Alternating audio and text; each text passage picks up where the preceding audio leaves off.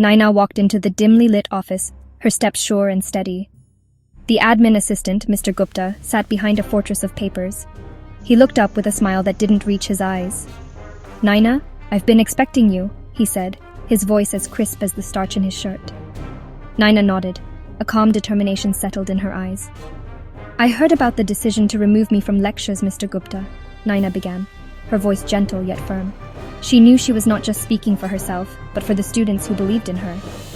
Mr. Gupta shuffled his papers, avoiding eye contact.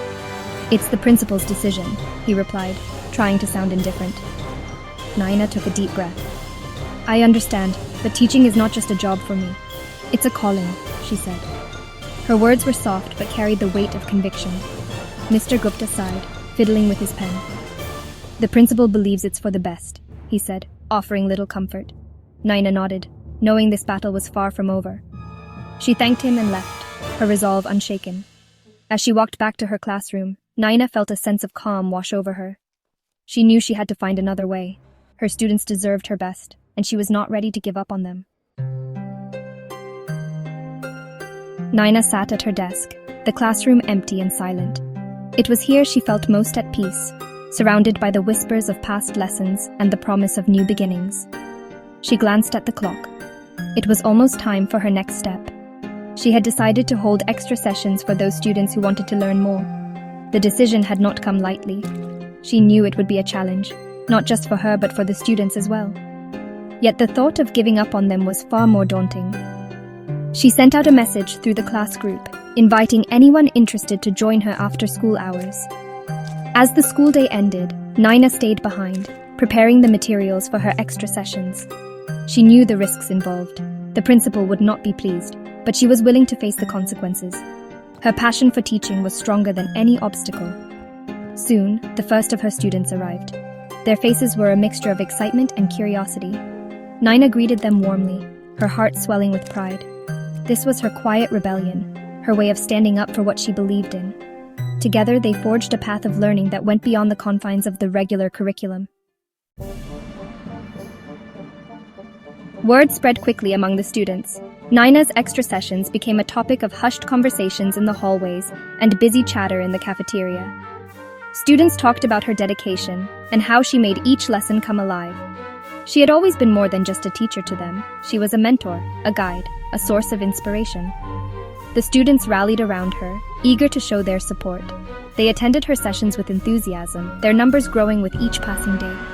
They knew that Naina's passion and commitment were genuine, and they wanted to be a part of it. She had given them a gift beyond textbooks and exams, the joy of learning. Parents began to take notice too. They heard from their children about the wonderful lessons and the effort Naina put into her teaching. Some even reached out to her, expressing their gratitude and admiration.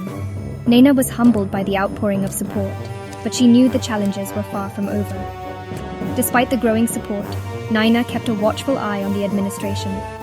She knew that her actions might draw attention, and not all of it would be positive. Yet she remained steadfast, her focus on the students and their love for learning. It was this unwavering commitment that kept her going, even in the face of adversity. It was a rainy afternoon when the letter arrived. Naina was in the middle of a session when the school's messenger handed her the envelope. She knew immediately what it was. The principal had made his move. She excused herself briefly, her heart heavy with anticipation. Naina opened the letter, her hands steady but her mind racing.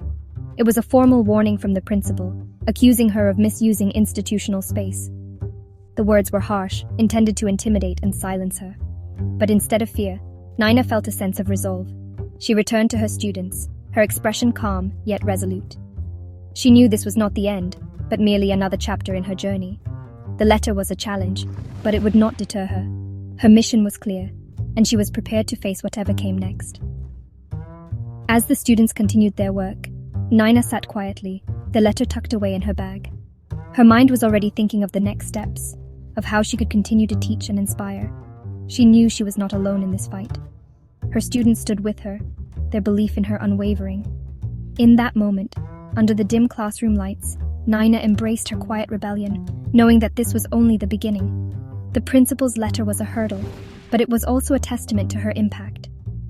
And as long as she had her students by her side, she was ready to face whatever the future held.